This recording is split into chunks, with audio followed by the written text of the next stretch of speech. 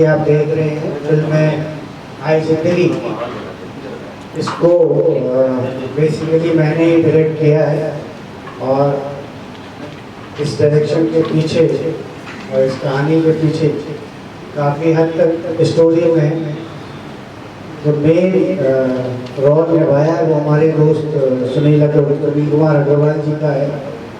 इस स्टोरी को मॉडिफाई करने में इन्होंने काफ़ी अपने इनपुट्स दिए, जिसकी वजह से मैं इस स्टोरी को इतना अच्छा बना पाया। और जैसा कि फिल्म नहीं बनती जब तक कि प्रोड्यूसर ना हो, तो भले ही नाम मेरा भी साथ ना हो, लेकिन मेन प्रोड्यूसर तो सुनील कुमार जी हैं। इन्हीं की बदौलत ये फिल्म मैं पूरी कर सका।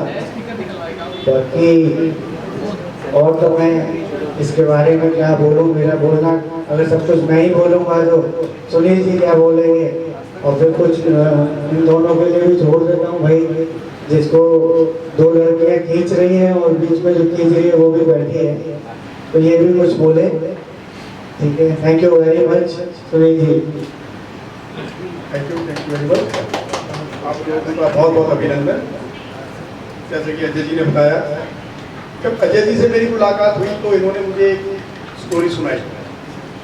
मैंने इनसे परमिशन ली, मैंने कहा कि अगर आप मुझे परमिट करें तो मैं स्टोरी में कुछ लीगल एंगल्स डालना चाहता हूँ। मैं आपको बता दूँ कि मैं बाय प्रोफेशन एक एडवोकेट हूँ, तो स्टोरी के अंदर जो भी कुछ मैंने दिखाया ये कोई इमेजिनेशन नहीं है या कोई ऐसी चीज़ नहीं है कि जो सिर्फ सोच ली गई और ऐसा हो नहीं सकता।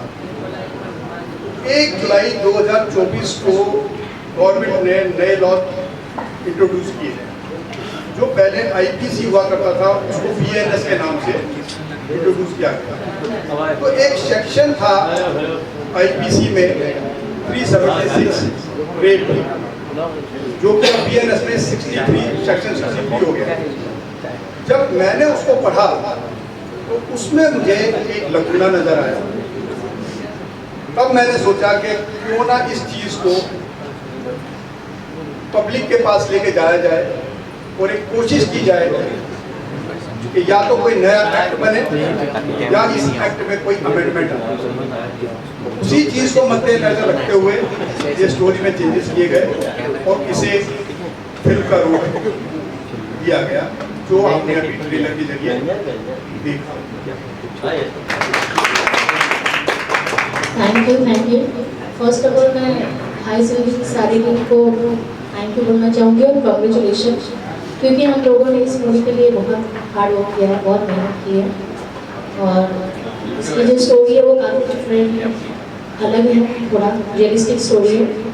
तो पहले भी एक फिल्म आई थी ऐतराज, जिसमें अक्षय कुमार जी ने प्रियंका चोपड़ा और करीना कपूर, वो एक अलग थी, पर ये मूवी बिल्कुल अलग है। और इसमें दिखाया गया है कि एक लड़के के साथ क्या क्या होता है, क्या क्या उसका स्ट्रगल है, और स्ट्रगल के बाद भी उसको इंसाफ नहीं मिल रहा है तो कैसे कैसे वो बदला है।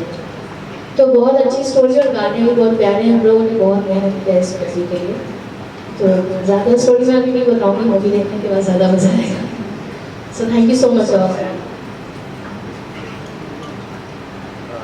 First of all, thank you so much Ajay sir and Sunil sir, जिन्होंने मुझे ये अपॉर्चुनिटी दी फिल्म में काम करने के लिए। और जैसा कि सर ने और अजय सर ने, सुनील सर ने और आयुष ने बताया फिल्म के बारे में, तो इसका बहुत ही अच्छा कॉन्सेप्ट है। अगर आप इसको देखोगे तो आपको बहुत नई चीज़ें जानने को मिलेगी और सीखने को भी मिलेगी, खासकर तो पुरुष प्रधान समाज के लिए। और जैसे कि पुरुषों के लिए जैसे सर ने बताया कि कोई रूल्स एंड रेगुलेशंस नहीं है इंडिया में, तो अगर आप ये फिल्म देखेंगे तो आपको बहुत कुछ सीखने को मिलेगा और नई जानकारियाँ मिलेंगी। Thank you so much for giving this opportunity. Special thanks Ajay sir and Sunil sir. Thank you and entire crew. Thank you so much sir. And Master also. I'm not a singer, but I'll try. बहुत अच्छा गाया sister ने।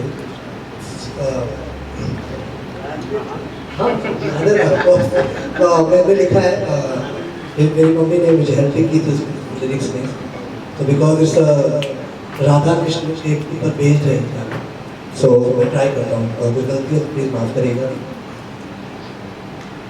कान्हा की मुरली बाजे बाजे, राधा मगन हो नाचे नाचे, बोलो राधे राधे, बोलो कृष्णा कृष्णा, बोलो राधे राधे, बोलो Krishna Krishna. Thank you so much. बहुत अच्छा लगा आपको क्योंकि इसमें बहुत प्यार है, बहुत समय है हम लोग का।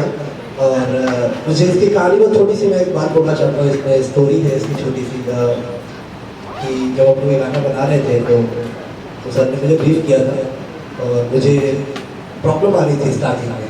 आफ्टर 3 डेज मुझे बहुत दिक्कत हो रही थी, तो मैंने सर को बोला कि सर कुछ ब्रीफ और हो सकता है क्या? तो मैंने कहा लो मैं तुम्हें लोकेशन दिखा देता हूँ, ऐसा कुछ होने वाला है, आइडिया दे देता हूँ। Then I started making the song और पहला हुक ही ये था जो मैंने आपको भी सुनाया है, कान्हा की मुरली बाजे बाजे। तो मैं सर को बहुत बहुत थैंक यू करना चाहता हूँ कि उन्होंने मुझे ऐसा मौका दिया और पूरी टीम को सुजीत सर को थैंक यू बोलना चाहता हूँ कि हम लोग इतना अच्छा मौका दिया। We are just learning it और अभी हम लोग सीख रहे हैं। और आप सब लोग हो, आप भी ऑडियंस हो, आपको भी बताओगे कैसा है गाना। हम लोग तो बस बना सकते हैं, आपके तरफ ला सकते हैं। जैसा सर ने बताया बहुत अच्छी थीम पे फिल्म है, तो हम लोग की पूरी कोशिश रही है कि हम लोग अपना बेस्ट दें। और अगर कुछ लगेगा तो आप लोग है ही बताने के लिए कि हम लोग और बेटर करके नेक्स्ट टाइम और बेटर आएंगे इसके साथ। तो थैंक यू सो मच। बिल्कुल बिल्कुल, sorry sorry, thank you so much, thank you all and all the class. सबसे पहले मैं ही बोल देता हूँ ना, तुम्हारा पलक। हाँ, तो ये शुरू करो। हमारी ये फिल्म है हाई ज़िंदगी, जो एक रियलिस्टिक टाइप की कहानी है। और ये 31 अक्टूबर को सिनेमा हॉल में रिलीज़ हो रही है। और मुझे लगता है आप लोगों का प्यार और आशीर्वाद हमें मिले तो बहुत ही अच्छी बात है, हमें खुशी होगी। और मैं इसी तरह आप लोगों का मनोरंजन करने के लिए फ़िल्में बनाता रहूँगा, इसलिए हमें आपके प्यार की बहुत आवश्यकता है। प्लीज़ दीजिएगा। बाकी कहानी की बात सुनील अग्रवाल जी। ये एक कहानी जो हम लेके आए हैं, ये आज के इस समाज की और हमारे देश की एक आवाज़ बनाने की कोशिश मैंने की है। आज बहुत ज़रूरत है कि जिस तरीके से हम इक्वलिटी की बात करते हैं तो हर क्षेत्र में इक्वलिटी हो। तो एक क्वेश्चन मैंने रेज़ किया है कि where is the equality, gender equality in law. Law में जेंडर इक्वलिटी नहीं है, मेल को कोई प्रोटेक्शन नहीं है और समाज में मेल के साथ हुआ ऑफेंस शर्म के मारे वो कंप्लेंट के रूप में नहीं आ रहा है। तो हमारी पिक्चर में पहली बार एक मेल एक फ़ीमेल के अगेंस्ट में कंप्लेंट कर रहा है और एक डिमांड है कि भाई हमारे लिए भी, हमारी प्रोटेक्शन के लिए भी एक लॉ बनना चाहिए।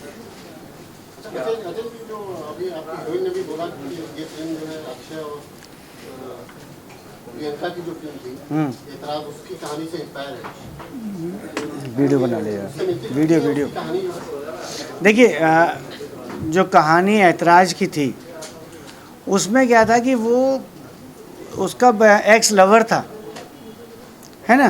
तो एक्स लवर था तो उसको जब वो मिलता है तो वो प्रियंका चोपड़ा को सोचते हैं कि चलो लिबर्टी ले लेती है। बुजुर्ग से, एक बुढ़े आदमी से फिजिकल सेटिस्फेक्शन नहीं होता, तो इसलिए बोले इसको ले लूँ।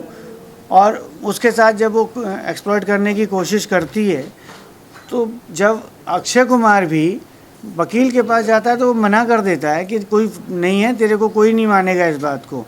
और उस चीज़ के लिए वो पर्सनली लेके चलते हैं। और फिर उसकी वाइफ है करीना कपूर जो उस केस में सबूत लेकर आती है, ठीक है।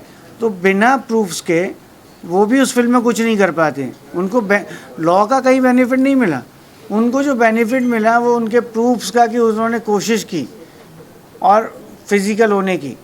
तो ये कहानी थी एक पर्सन के ऊपर। और हमारी जो कहानी है वो कहानी एक आम आदमी की कहानी है जिसको वो पहले से जानती नहीं है। उसको फंसाती हैं और फंसाने के बाद एक प्लान करती हैं, ट्रैप करती हैं और फिर उसको ले जाके यूज़ करती हैं।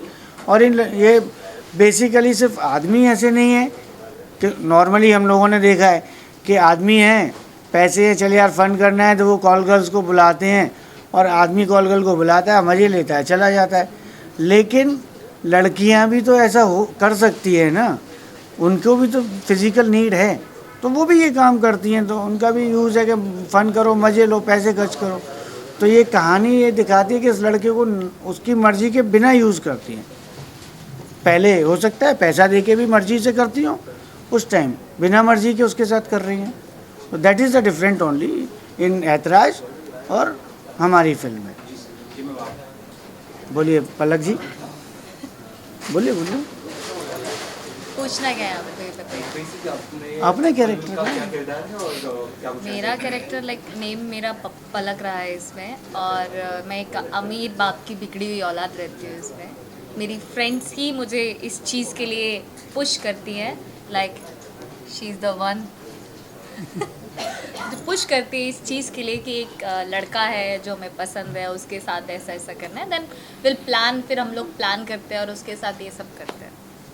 फिल्म में कितने गाने हैं, क्या कुछ कहते हैं, म्यूजिक के बारे में? फिल्म में देखिए 4 गाने हैं, एक गाना इनका है, 3 गाने अलग अलग डायरेक्टर्स के हैं। लिरिसिस्ट वो उधर मज़े से डब्बा खा रहे हैं, मिठाई खा रहे हैं।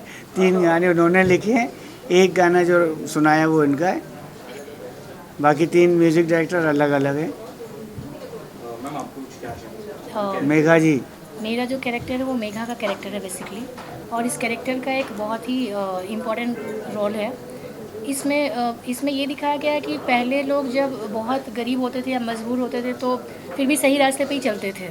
लेकिन अभी ऐसा हो गया है कि अगर कोई इंसान बहुत पैसा वाला बनना चाहता है या बहुत इमीडिएटली पैसा कमाना चाहता है तो बहुत सारे गलत रास्ते पे चलते हैं। तो इसमें ये दिखाया कि पैसे के लिए वो गलत रास्ते पे चल रही है और उसको कोई बोलने वाला नहीं, उसकी मजबूरी है, अपने मन से तो नहीं कर रही है, लेकिन वो चाहती तो सही रास्ते पे भी चल सकती थी, लेकिन वो गलत रास्ते पे चल रही है। दूसरी बात कि इस मूवी में जैसे आजकल जो फिल्में बन रही है, आजकल जो चीज़ें चल रही है, तो इसमें रियलिस्टिक दिखाया है। मूवी टाइम के साथ अपग्रेड करते हैं हम स्टोरी। तो पहले के ज़माने में कुछ और स्टोरी होती थी, कुछ और चीज़ें होती थी, अभी जो हो रहा है चीज़ें चेंज हो गई है। तो उसके अकॉर्डिंग मूवी जो बनी है उसके अकॉर्डिंग ही बनी है जो आजकल चल रहा है। तो मैंने बहुत कोशिश की है कि जो मेरा कैरेक्टर है उसको बहुत शिद्दत से और अच्छे से निभाऊं।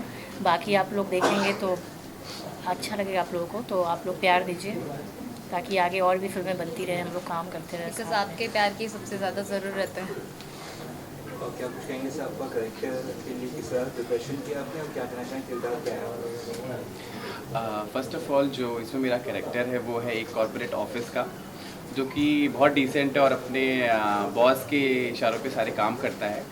और इस फिल्म में सबसे अच्छा मैसेज ये है, जैसा कि सर ने सारी चीज़ें बता ही दी हैं आप लोगों को, कि मेल्स के लिए जो रूल्स और रेगुलेशंस नहीं हैं और उनकी कोई वैल्यू नहीं है, उनके लिए कोई लॉ अभी तक आया नहीं है, तो उसी के ऊपर पूरा कॉन्सेप्ट है इसका। और आई एम श्योर रिलीज़ के बाद सबको अच्छा लगेगा और एक नज़रिया चेंज होगा सबको लॉ को लेके एंड सारी चीज़ों को लेकर के।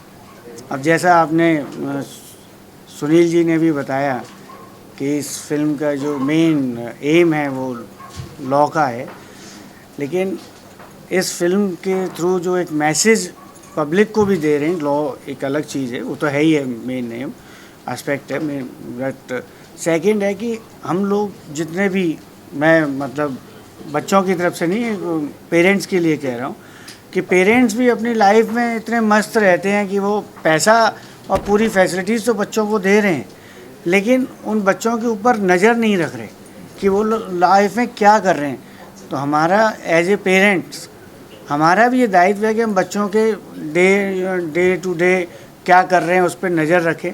अगर हम बच्चों पर कंट्रोल अपना करते हैं, रखते हैं, जो पहले पुराने ज़माने में रखते थे, तो ये बच्चे इस तरह की गलती ना करें। That's the main message. Thank you.